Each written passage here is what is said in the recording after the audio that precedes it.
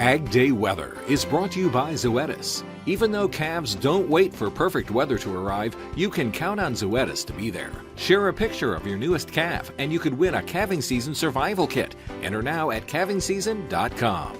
Happening right now in the nation's capital, the cherry blossoms are at peak bloom. We've set up a link on the AgDay Facebook page where you can go and peek in on the bloom cam. Usually the peak bloom is between the last week of March and the first week of April, but extraordinarily warm or cool temperatures, of course, have an impact. So they're about a week early this year, something to check out this week if you're in Washington, D.C. for National Ag Week. And it is a little bit early there for the cherry blossoms, but we do have some warm weather, especially down south. Yeah, and it's very mild out ahead of this big storm system that we've been talking about, but behind it, there is some chillier air kind of creeping into the upper Midwest. And you can really see the swirl there on the map, kind of right over the Great Lakes, where we've got temperatures in the upper 60s in Cincinnati this afternoon, upper 50s there in Chicago. But then notice the cooler air on the backside of that system. That's kind of going to be the case as we head over the next couple of days. Notice the warmth out ahead of that, though. Upper 60s, low to mid 70s out there in the southeast. Meanwhile, much of the west right around average in some parts of the area. Still in the lower 80s, though, Southern California and parts of Arizona as well.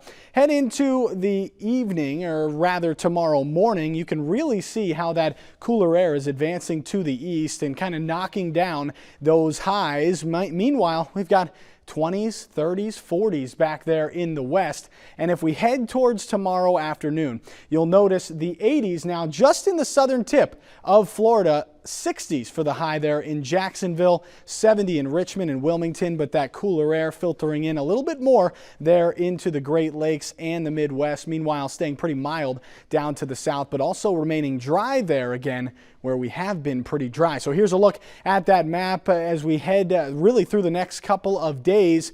Notice where all the precipitation is. We've got it through the upper Midwest, through the Great Lakes, through the south, where we've seen all that rain over the past couple of days, and then up the east coast, meanwhile staying pretty dry back there in the west. And there is the chance for a few stronger storms, again, as we mentioned earlier there, in the highlighted area, all the way from the Ohio Valley down through Atlanta to Jacksonville and central Florida, up to Raleigh and parts of the Carolinas and Virginia as well. And then it moves eastward right along the coast as we head towards the day tomorrow. So it's really just this big system, high pressure elsewhere, just a few higher elevation snow showers towards the northern Rockies. It's really just this one system here that is going to be wreaking havoc all the way through. Most of this moisture, though, getting off the coast as we head through Thursday evening, and then it will be a little bit less active through the weekend. That's a look around the country. Now let's take a look at the weather where you live.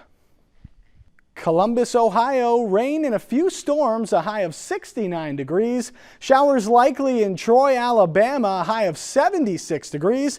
And sunny and warm in Harlem, Montana, a high of 66.